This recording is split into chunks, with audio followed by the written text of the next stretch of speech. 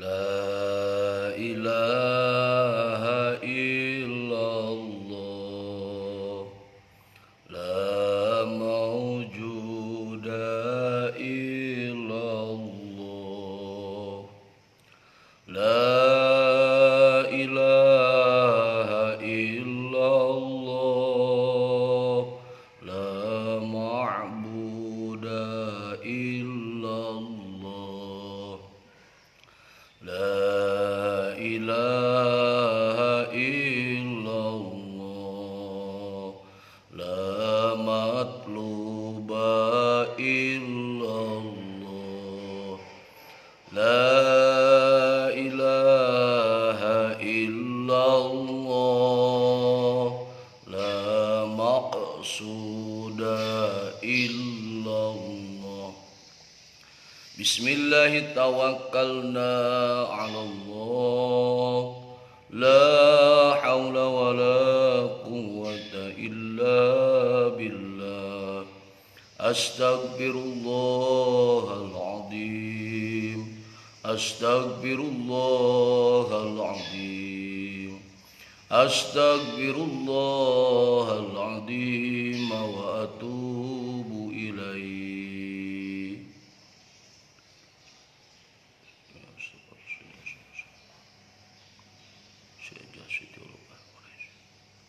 Al-Fatihah. A'udzu billahi minasy syaithanir rajim. Bismillahirrahmanirrahim. Alhamdulillahi rabbil alamin arrahmanir rahim maliki yaumiddin.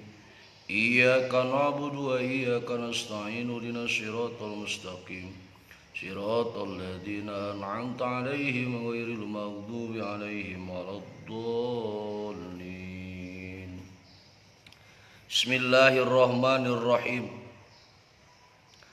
Hayyun 'alimun qadirun muridu, sam'un basirun ma yasha yuridu, mutakalimun summa sifatu dati, laisat bi khairin au bi ainid dati. Urang logatan heula. Hayyun anu hirup,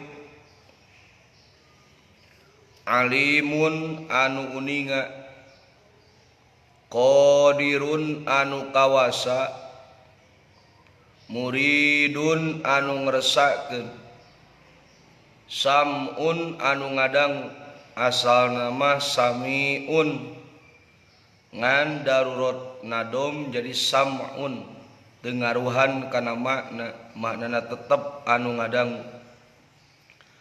Basirun anu ningali, makana perkara yasha'u anu ngersakkeun Allah, yuridu eta ngairodatkeun Allah.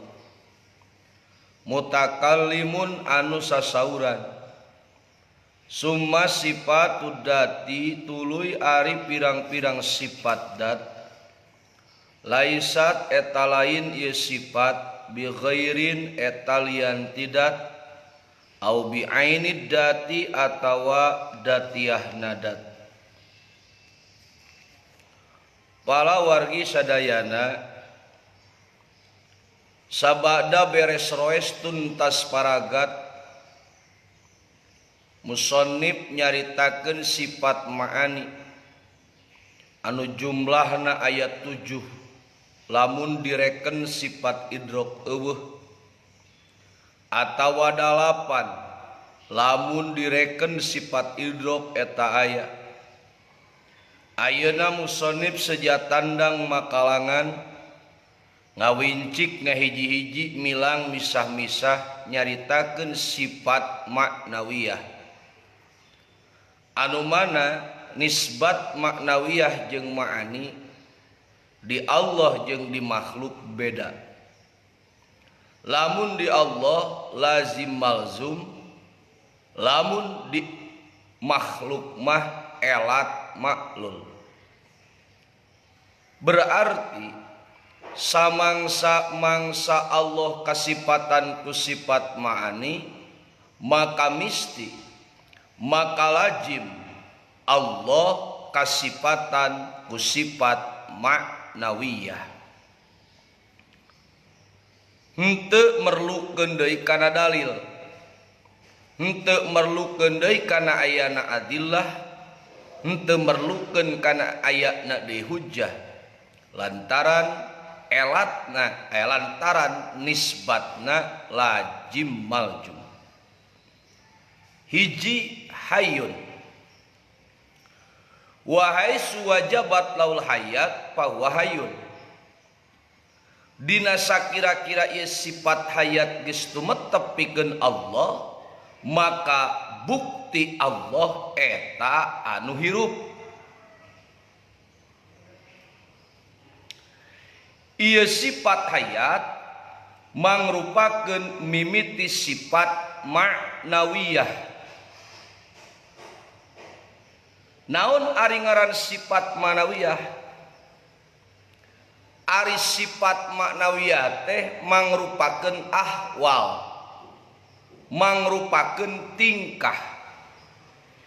Ari ngaran ahwal atawa mufradna hal adalah sifatun la maujudatun wala ma'dumatun bal wasitatun bainal maujud wal ma'dum.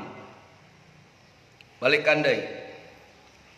Nu disebut sifat ahwal atawa sifat hal atawa mun dinisbatkeun sifat haliyah adalah hiji sifat anu henteu aya.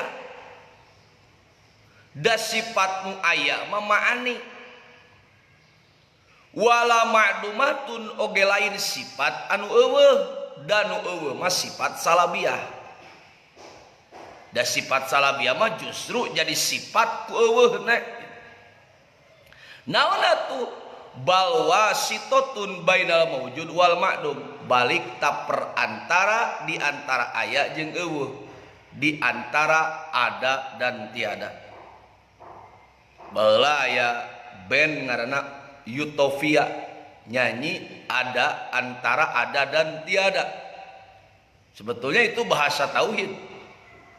Antara ada dan tiada itu disebut sifat ahwal, sifat haliyah, diantaranya adalah sifat manawiyah itu sendiri. Yuk ya handai.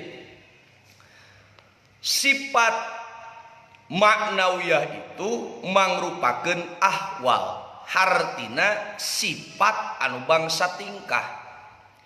Didefinisian ku Imam Sanusi bahwa ngaran sifat ahwal atau sifat aliyah itu sifatun la maujudatun wala ma'dumatun bal wasitatun bainal maujudi wal ma'dum.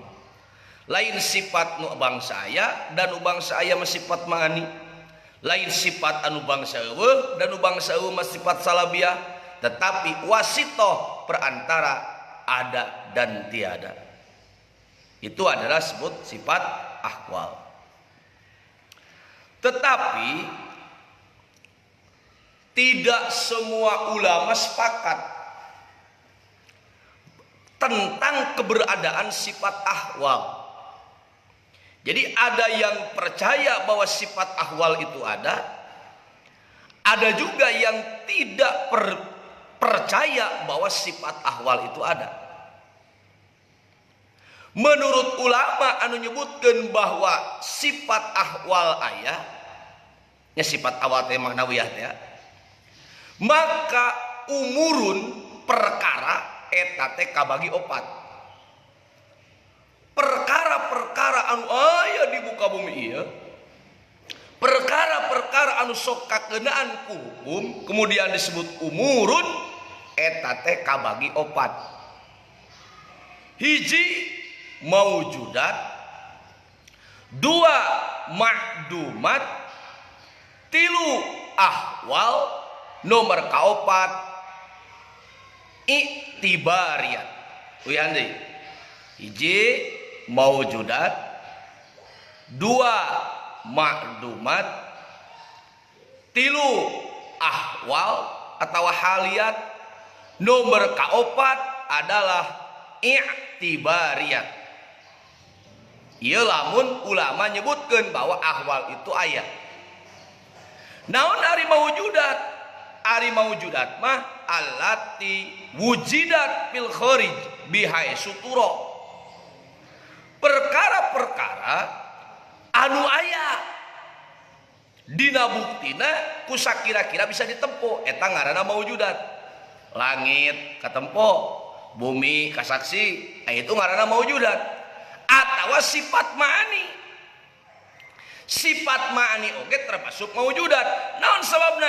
Sabab lamun urang dibuka hijab ku Allah, maka urang bisa nyaksi kana kudratna Allah, bisa nyaksi kana iradatna Allah, jeung bisa nyaksi kana sifat ma'ani nu sajena. Sabab sifat ma'ani disebut mawujudat. Barang nu bangsa aya. Nu kadua ma'dumat. Naon ma'dumat? Allati laisa laha subutun aslan. Nyaeta anu teu tumetep dina asalna. Saperti mana? Apes pikeun Allah itu ma'dumat. Kapaksa pikeun Allah itu ma'dumat atawa sifat salabiyah. Sifat salabiyah itu mau eueuh dina buktina. Da jadi sifat salabiyah teh justru eueuhna gitu. Da sifat salabiyah mah salbu mah la yaliku bidati ta'ala, nyabut perkara nu teu layak ayana di dat Allah disebut salabiyah, salbun nyabut gitu. Mata eueuh hakikatna sifat salabiyah mah. Kidam eueuh naon? Eueuh mimitina. Bako eueuh naon? Eueuh tungtungna. Muhalafatu eueuh naon? Eueuh sarupana. Qiyamu binafsi eueuh naon? Eueuh butuhna. Wahdaniyat ge eueuh naon? Eueuh bing bilanganana. Sing paham? Nomor katilu nyaeta ahwal. Naon ari ngaranna ahwal? Allati la subutun lakin lam tasil ila darjatil mawjudi hatta tura walam tanhid ila darjatil ma'dum hatta takuna adaman mahdum. Ari ngaran ahwal mah aya tumetep dina asalna tapi teu nepi kana darajat maujud sehingga bisa ditempo, oge teu bisa turun kana darajat eueuh sehingga eueuh meles. Tadi teh antara ada dan tiada, itu ngaranna ahwal. Namana eusina sifat maknawiyah. Yaitu sifat ma'ani kalebet mawujudat, sifat salabiyah kalebet makdumat, sifat maknawiyah kalebet ahwal. Nomor kaopat aya nu disebut i'tibariyun, bahasa rekenan. Ngan ieu i'tibariyat kabagi dua. Hiji aya i'tibariyun intizaiyun, nu kadua aya i'tibariyun ikhtiraiyun. Naon i'tibariyun intizaiyun? Nyaeta li annahu untuzi'a minal hayati sabitah fil kharij. Nyaeta anu dicokot tidak tingkah anu tumetep dina buktina. Seperti mana? Seperti si Jaid nangtung menang nyokot tina tingkah si Jaid sukuna ajeg, sukuna dihanap, huluna di luhur, awakna di luhur, pandangan lurus ke depan. Naon teh ngaranna teh? Tangan di atas dina jahitan celana juga sikap sempurna. Eta teh ngaranna teh amrun intizaiyun. Intizaiyun menang nyokot tina tingkah nu tumetep dina buktina si Jaid keur nangtung, kemudian omongkeun Jaid nangtung. Aya ikhtibariyatun ikhtiraiyah, eta mah jijieun seperti mana? Bahrun min zabik. Lautan tina perak, itu ikhtiraiyun, da moal aya gitu. Atawa dia menangis mengeluarkan air mata darah, itu amrun i'tibariyun ikhtiraiyun. Moal aya jalma ceurik cimata getih moal, eta mah babasa unggul ngaranna i'tibariyun ikhtiraiyun kitu teh. Atawa dina Johar Maknun mah disebutna teh khoyaliyah. Nya, khoyaliyah seperti ulah ulin rek magrib bisi aya sandekala. Umas sandekala teh? Sandekala teh huntuna teh kadieu tah. Caragak ieu. Matak lamun dina masang bata geuningannya tara kieu masang batama tapi dikieukeun terus disusun-susun teh tanu kitu teh ngarana teh ngahuntu kala. Bari sampai detik ini belum ada seseorang ahli hewan yang menemukan nu kumaha hewan kala teh. Hewan kala teh age kala jengking, age kala petong. Kumaha hewan kala? Teh eta teh ngaranna teh amrun i'tibariyun ikhtira'iyun. Jadi lamun koen terek di skemakeun umurun kabagi opat, hiji aya maujudat, dua aya ma'dumat, nu katilu aya ahwal, nu kaopat aya i'tibariyat. Ngan i'tibariyat kabagi deui dua, hiji aya i'tibar intizai, nu kadua aya i'tibar ikhtira'i. Paham? Mudah-mudahan pahamnya. Sakali deui lah, sakali deui. Umurun pirang-pirang perkara ieu teh kabagi opat. Hiji aya maujudat bangsa aya seperti mana? Seperti sifat ma'ani. Dua aya nu ma'dumat bangsa eueuh seperti mana? Seperti sifat salabiyah. Tilu aya ahwal. Naon awal? Awal mah alatilah subutun aslan aya tumetep pina buktina ngan pedah lakin lam tartaki ila darjatil maujud hatta tusyahada atau hatta turo. Walam tanhid ila darjatil ma'dum hatta takuna adaman mahdon. Moal naik kana pangkat aya sehingga katempo, oge moal turun kana pangkat eueuh sehingga eueuh kalawan meles, tetapi itu adalah antara ada dan tiada. Nomor kaopat aya umurun in i'tibariyun bahasa rekenan ngan i'tibariyun kabagi dua, hiji aya i'tibarun intazayun. Naon i'tibarun intazai? Eta mah rekenan anu menang nyokot tina bukti anu nyata. Nu kadua aya i'tibar ikhtira'i, eta mah jijieunan gitunya, jijieunan. Lain menang nyokot tina bukti seperti tadi lautan tina perak mah aya lautan tina perak, lautan mah cai we gitu. Itu menurut ulama anu nyebutkeun bahwa sifat ahwal itu ada. Sementara cek tadi teu sakabe ulama nyebutkeun, teu sakabe ulama sepakat bahwa sifat maknawiyah itu aya. Sifat ahwal itu aya. Kulantaran kitu maka menurut ulama anu teu nyebutkeun bahwa sifat ahwal itu ada, umurun teh lain opat tapi tilu. Mana? Hiji maujudat, dua makdumat, tilu i'tibariyat, eueuh ahwal. Gitunya, eueuh ahwal. Atuh kasimpulan nama kieu annahum ittafaqu al kauni qadiron masalan lakin alal qaul bisubutil awal takunu wasitoh bainal mawjud wal ma'dum lazimah lil qudrat wa alal qaul bin nafil ahwal takunu ibaratun an qiyamil qudrah biddati fayakunu amron i'tibariyan. Wahada kulluhu ahlus sunnah. Kieu ceuk tadi aya ulama anu nyebutkeun bahwa sifat ahwal aya ulama anu nyebutkeun bahwa sifat ahwal eueuh. Tetapi duana lagi ahlus sunnah, duana oge percaya yen Allah teh kasifatan ku kaunhu qadiron. Ngan persepsina beda. Menurut anu nyebutkeun sifat awal aya, kaunhu qadiron itu adalah wasitoh. Antara aya jeung eueuh anu mangrupakeun lazim tina kudrat. Jadi kaunu qadiron teh teu bisa disebut aya da moal kapanggih, nu kapanggih nama kudrat. Oge moal disebut eueuh da salila Allahna kudrat, maka kaunu qadirona aya. Ieu pendapat menyebutkeun bahwa ahwal aya.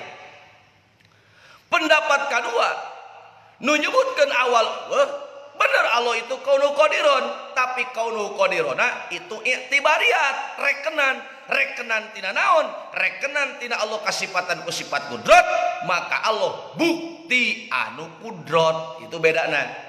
Ya, dua oge ahlus sunnah gitu nya. Dua oge ahlus sunnah. Boh nu nyebutkeun bahwa kaunu qadiron itu adalah sifat ahwal ahlus sunnah, nu nyebutkeun kaunu qadiron itu adalah i'tibariyat, itu pun ahlus sunnah. Hanya berbeda persepsi saja. Perjalanan pemikiran anu tadi nu nyebutkeun sifat awal aya berarti kaunu qadiron itu adalah antara ada dan tiada. Teu bisa disebut aya da teu kapanggih moal kasaksi, dan nu kasaksina mah kudrot.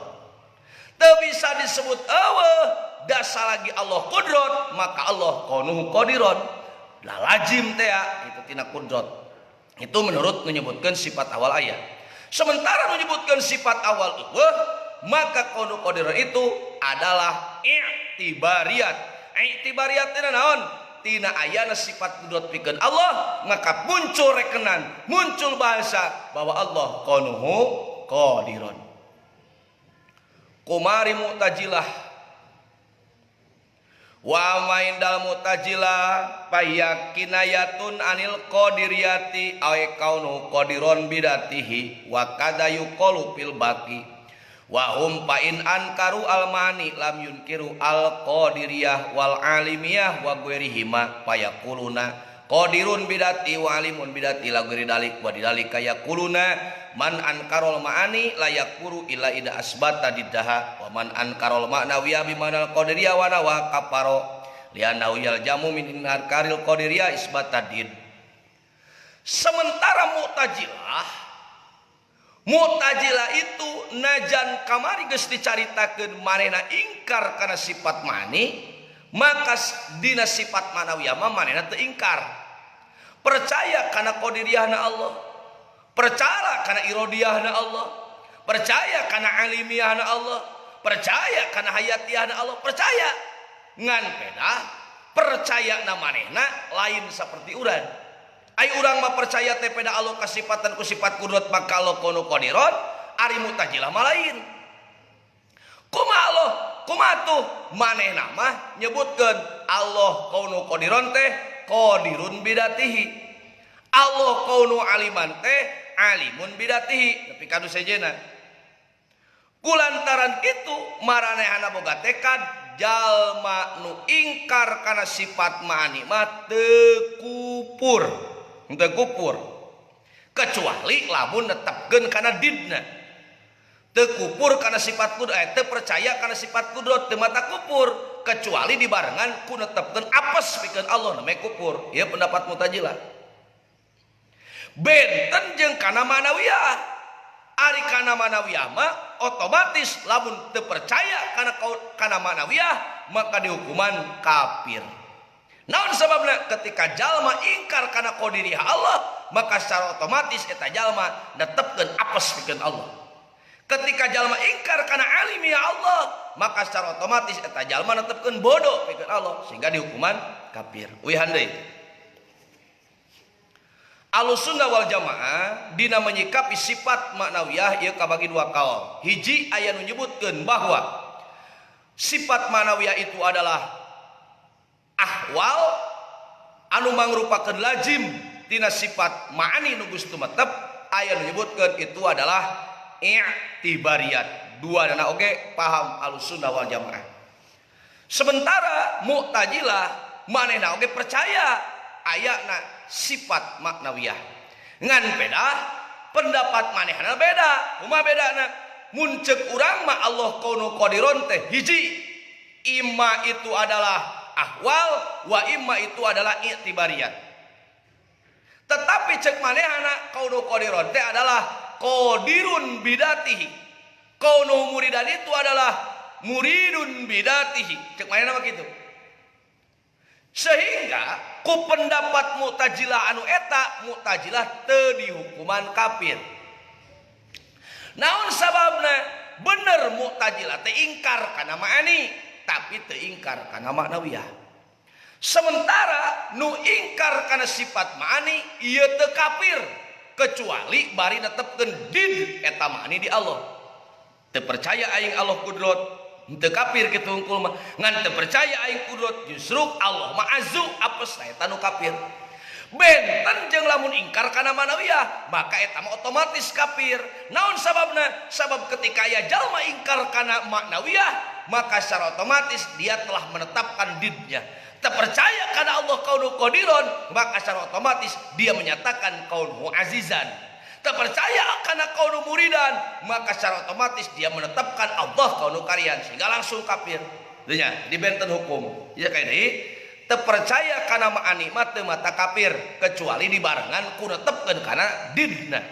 Tetapi lamun ingkar karena maknawiyah, maka secara otomatis dia kafir. Kenapa? Sebab manakala dia ingkar karena maknawiyah, secara otomatis pula dia telah menetapkan din tina eta maknawiyah.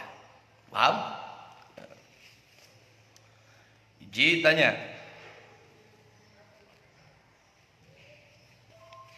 hayyun, Allah anu hirup anu mangrupakeun lazim tina hayat. Alimun, alimun, wahai suwajabalahul ilmu, bahwa alimun dina samang-samang sageus wajib pikeun Allah sifat ilmu, maka bukti Allah kaunhu aliman, Allah anu maha uningan. Qadirun, wahai suwajabatahul qudrat, bahwa qadirun dina samang-samang sageus tumetep Allah kasifatan ku sifat qudrat, maka bukti Allah kaunuhu qadiron. Naon ari ngaran qadir? Ari ngaran qadir teh adalah alladzi insya'a fa'ala wa insya'a taraka. Zat anu mana lamun eta zat karep maka maena pasti migawe, lamun maena karep pasti maena ninggalkeun. Itu ngaranna qadir. Urang mah teu qadir. Ya, al insan bitadbir, wallahu bitakdir. Urang mah hanya berencana, tapi Allah yang menentukan. Kadang-kadang planning jauh tidak kenyataan urang. Rencana mah kieu, buktina jauh panggang dari api. Naon sababna? Eueuh qadir di diri urang. Hanya Allah anu kasifatan ku sifat qadir. Allah malah memena karep dipegawe, lamun mana karep ditinggalkan. Tidak ada yang mempengaruhi qadiriyah Allah Subhanahu wa taala. Muridun, naon muridun? Wahai suwajabat taul iradat bahwa muridun. Dina samang-samang sageus wajib pikeun Allah sifat iradat, maka bukti Allah anu muridan, anu ngersakeun. Tuluy naon deui? Sam'un teh sami'un, nyaeta wahai suwajabah lau sam'u bahwa sami'un. Dina samang-samang sageus tumetep pikeun Allah sifat sama, maka bukti Allah kaunu sami'an. Basirun, naon basirun? Wajabat tahul basor, bahwa basirun. Dina samang-samang sageus tumetep pikeun Allah sifat basor anu mangrupakeun ma'ani, maka lajimna kaunuhu basiron, bukti Allah anu ningali. Mayasa yuridu, karena naon perkara nu dikersakakeun ku Allah, Allah ngairodatkeun. Wa asarul musannif bidalika ila ikhtiyari madhabil jumhuri min ittihadil masyiah wal iradah. Bet ma yasa yuridu ieu isaroh ti musannif, isaroh kana naon? Isaroh kana ikhtiar, kana milihna pendapat jumhur Ahlussunnah anu nyebutkeun masyiah jeung iradah teh eta keneh. Masyiah jeung iradah itu adalah mutaradif. Tawatuun tasakukun takhalufu wal istiraku aksuhut taraddufu dina mantek. Jadi mutaradif itu adalah ayat ta'addada labdu wa yattakhidal makna. Loba lapadna hiji maknana. Seperti mana? Insanun jeung basarun.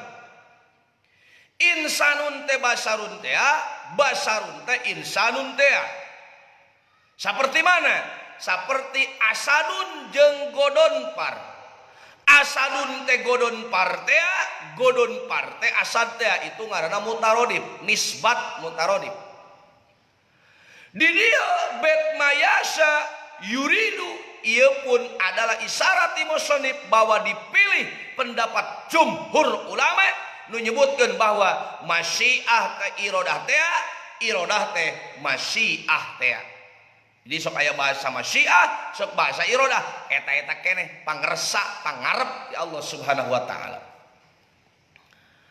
Beda jeung golongan karomiyah. Kumaha cek karomiyah? Cek karomiyah haitsu ja'amu annal masyiah sifatun wahidatun azaliyatun tatanawalu ma yasha'ullahu biha wal iradatu hadisatun munadidatun bi ta'addudil muradah. Aya karomiyah, golongan karomiyah. Menurut golongan karomiyah mah antara masyiah jeung iradah teh beda. Kumaha bedana? Ari masyiah mah sifat anu bangsa ajali, bangsa kodim.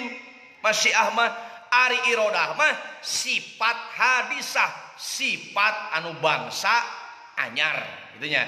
Sifat anu bangsa anyar. Jadi kaidai maya sayuridu itu bukan bet tanpa makna, bukan bet tanpa nuktah, tetapi musannif nyebutkeun maya sayuridu itu untuk menekankan bahwa dipilih pendapat jumhur ulama menyebutkan bahwa masyiah itu adalah iradah. Iradah itu adalah masyiah. Hal ieu pikeun nolak golongan karomiyah menyebutkan bahwa beda antara masyiah jeung iradah. Cek karomiyah mah masyiah adalah azaliyah, sementara iradah adalah hadisah.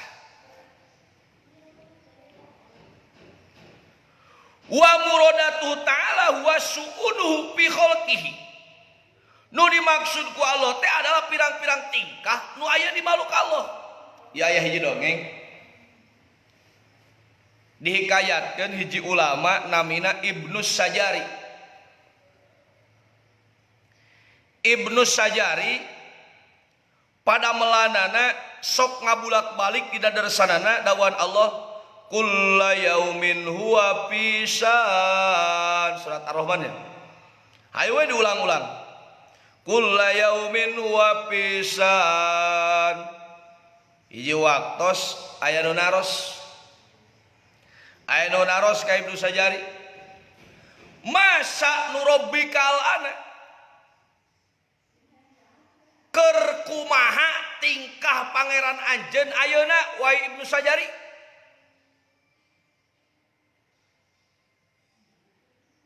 Maka pa'atrokoro sahuwa koma mutahayiron.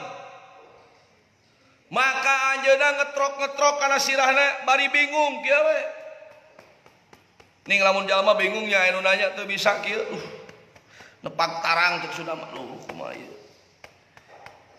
Ya ongko kula yaumin wa pisan, tiap dinten Allah teh aya dina tingkahna, tetapi ketika aya jalma nu nanyakeun, ayeuna tingkah Allah keur kumaha? Ibnu Sajari teh bingung.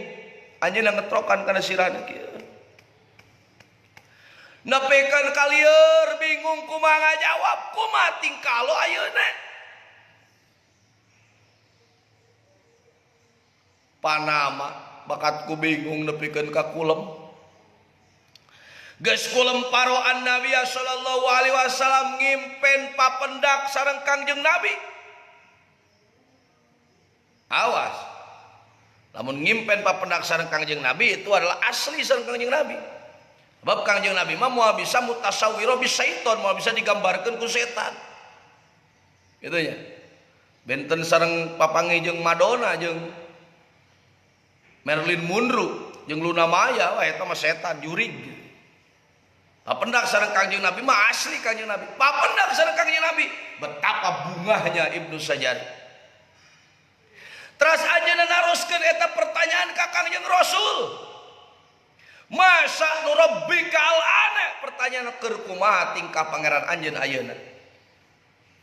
Maka Kangjeng Nabi nyarios ka Ibnu Sajari, wahai Ibnu Sajari, nu nanyakeun kamari ka anjeun teh lain jalma sembarang jalma, tetapi nu nanyakeun ka anjeun teh adalah Khidir, Nabi Khidir.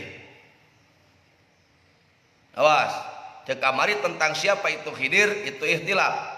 Aya menyebutkan Khidir adalah Rasul, aya menyebutkan Khidir adalah Nabi, aya menyebutkan Khidir adalah wali. Tetapi khairul umur ausatuha, panghade-hadena urusan adalah tengah-tengahna. Tengah-tengah antara Rasul jeung wali itu Nabi. Sehingga dipilih bahwa Khidir itu adalah Nabi. Nu nanya ka anjeun teh wahai Ibnu Sajari eta teh Khidir. Paida ataka fi godin wa sa'alaka faqulau su'unu yubdiha wala yabtadiha. Yarfau aqwaman wa yahfadu akharin.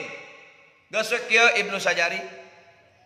bisi isukan eta jalma datang deui tuluy nanya ka anjeun masa nurobbikal ana maka jawab ku anjeun su'unu yublahu su'unu yubdiha wala yabtadiha yarpau aqwaman wa yafadu akharin bawa pikeun Allah aya pirang-pirang tingkah anu mana Allah ngadohirkeun kana eta tingkah tetapi anjeun tapi jelema teu bisa nyupri dohir kana eta suun Allah ngadohirkeun tapi jelema teu bisa nyupri dohir Allah ngangkatkeun ka hiji kaum Allah oge ngahandapkeun ka hiji kaum pek teh nya palama asbaha isuk-isuk atahu pasalahu datang deui eta lalaki teh yang tidak lain itu adalah Khidir naroskeun deui ka Ibnu Sajari ayeuna mah pa'ajabahu bimadukiro faqala lahu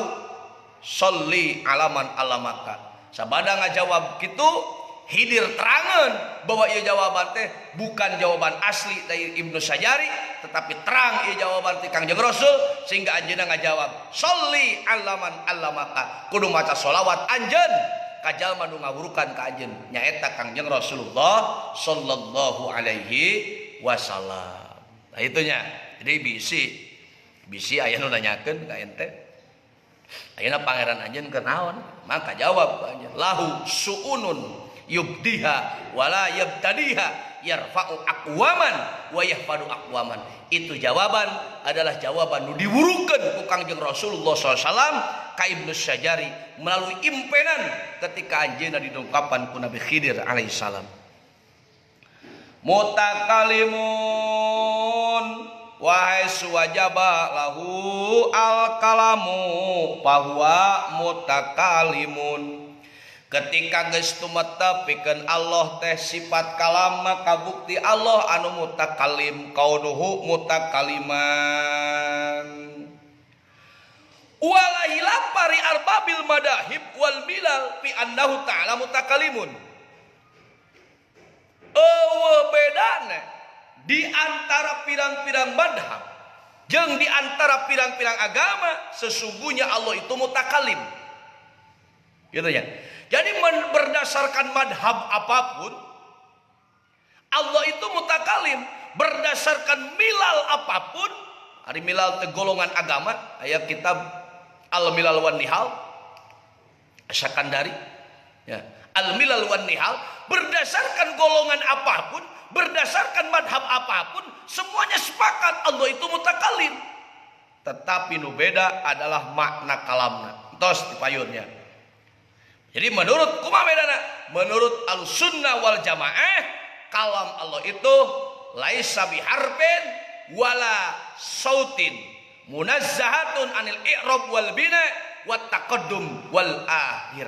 Itunya cek Ahlussunnah. Sementara cek Mu'tazilah mustahil aya kalam henteu hurupan jeung teu aya soraan sehingga mainna ingkar bahwa Allah kalam atau eta ketika Allah kaunu mutakalim kumaha manehna ngamanan bahwa Allah nyimpen kalamna dina tangkal kai sehingga eta tangkal kai bisa cacarita sareng Nabi Musa. Jadi wa kallamallahu Musa taklimate versi urang mah Allah nyarita ka Nabi Musa ngan cariosan Allah laisa biharfin wala sautin ari pendapat Mu'tazilah mah wa kallamallahu Musa taklima itu adalah Allah nyiptakeun kekuatan ngomong dina tangkal kai sehingga eta tangkal kai ngobrol sareng Nabi Musa alaihissalam.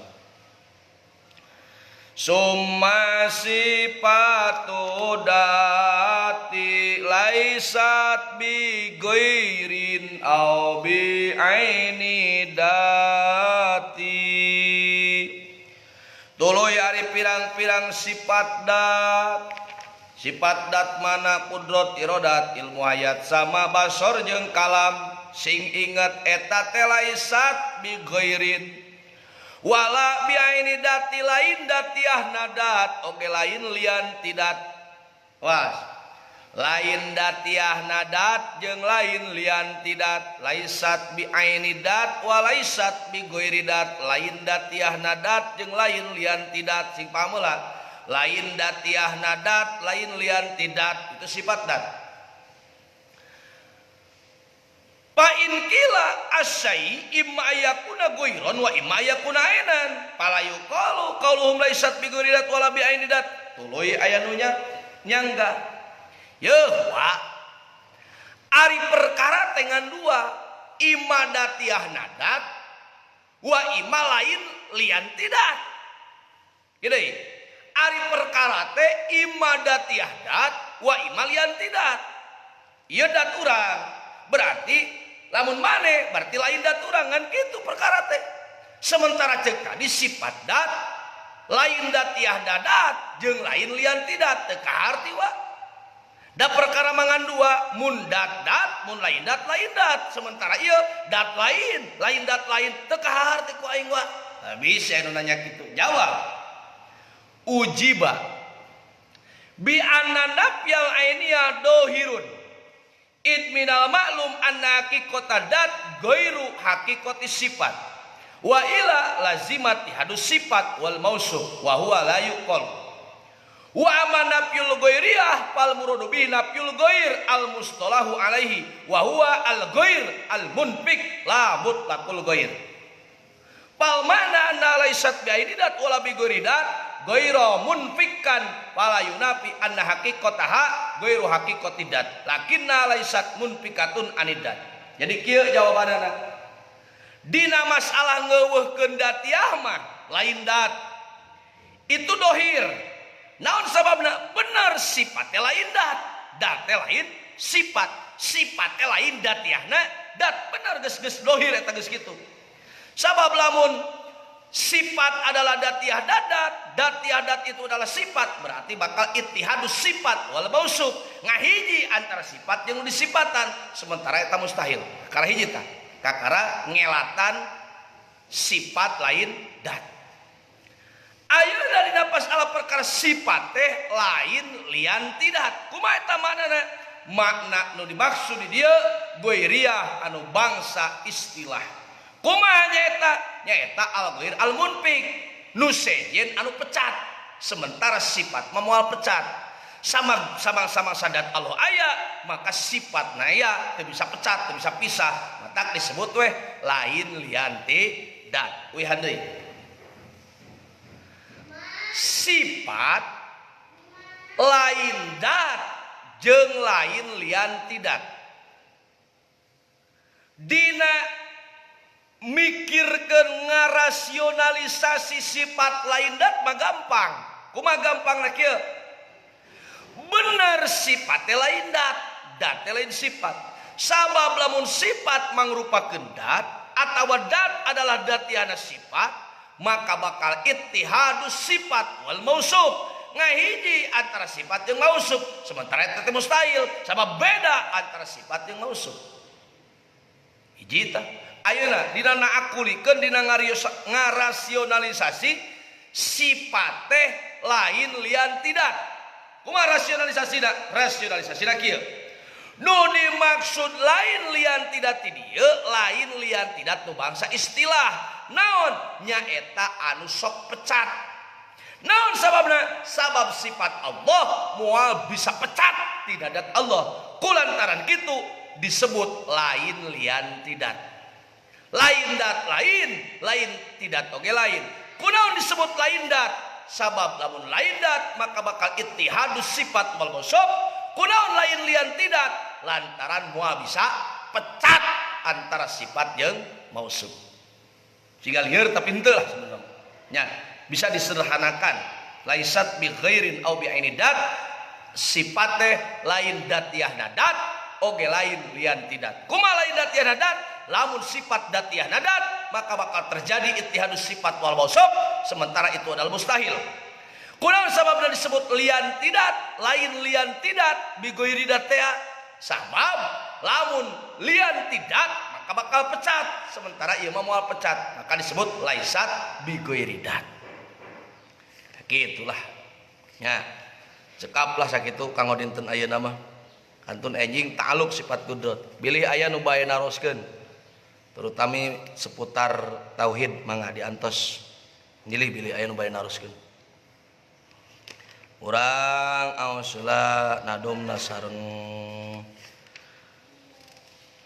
ayun alimun diron muridu. Terus on basirun mayasa yuridu mutakalimun summa sifatu dati laisat bi ghairin au bi ainid dati. Aziz ZML Kolari Cianjur hadir Abuya. Alhamdulillah mangga. Bilih anu bae naruskeun diantosan 5 menit. Allah teh aya teu aya kawitna aya teu aya. Terus Sohib Ibrahim sadananya ngiringan katampi mugi salira sehat tiasa ngiringan deui abdi. Amin ya Allah ya rabbal alamin. Kang Sohib batur nuhun. Allah teh aya nu kawasa nu karasa nu ninga nu hirupna nu ngadangu nu ningali sareng anu sasauran wujud kidambako muholafatul lil hawadisi. Terus kiamuho Najah Asipasidan Bang Kamal Jakarta hadir. Alhamdulillah. Ilmu hayat sama bas Ropi Alwi Ramdhani El Jintani Purwakarta hadir nuhun. Muhammad Mastur Husainil Ayubi Bogor yang Kobil Tuang jazakallahu khairan. Amin ya Allah ya rabbal alamin. Sing syariat sadayana Kang Mastur. Salam ka juragan mobil Kang Ahmad Jenal. Jalil Namaya Karawang hadir Kang Haji. Alhamdulillah. Buana Banyu di mana ente na Buana Banyu di Purwakarta atau di Lembur? Muhammad Tuba Idgil Habibur Rahman Cirebon hadir ngiringan Kang Haji mangga. Kang Haji Sultan wilujeng gabung Kang Haji tapi bade entosan. Mudah-mudahan syariat sareng Cih Haji sareng kula wargi sadayana. Para santri syariat sadayana Kang Haji. Ayah belanggeng beda jeung sakabeh nu anyar jumeneng kalawan datna hiji Allah dina datna hiji sifatna hiji pada melanana kawasa kerasa uninga hirupna anak nguningali sasauran bukti bukti nu karasa bukti nyaho jeung hirupna. Buana Banyu masih di Purwakarta. Sok mudah-mudahan sing manfaat Buana Banyu. Ya nanu wajib ulu adam udus pana mu masal Muhammad Mastur Husaini. Amin siap. Tanud azuz karoha jahal maut soma amaafkan ajijan karihan jahilan amaafkama anyar sarupa rejeng nu anyar kana tempat sareng butuh kanu pindah cekap sakitunya. Mudah-mudahan manfaat kanggo sadayana. Rabbi anfa'na bima 'allamtana Rabbi 'allimna alladhi yanfa'una Rabbi faqina wa faqi alana wa qarabati lana fi dinina tawassalna bita'alumi tawassalna bita'alimi antarzuqonal wasi'ah wa antarzuqonal amanah. Teh Sofiatul Teh Haji Sofiatul Mukaromah panjalu hadir alhamdulillah. Teh Haji Sofiatul Mukaromah rerencangan nuju di Pamukola, rerencangan nuju di SMA, akhirnya rerencangan nuju di Huda ya. Alhamdulillah. Muhammad Wildan Al Ansori, Assalamualaikum Kang, abi hoyong ngiring ngaos kitabna naon manawi kitab Johar Tauhid. Kitab Johar Tauhid. Subhanakallahumma bihamdika asyhadu an la ilaha illa anta astaghfiruka wa atubu ilaik.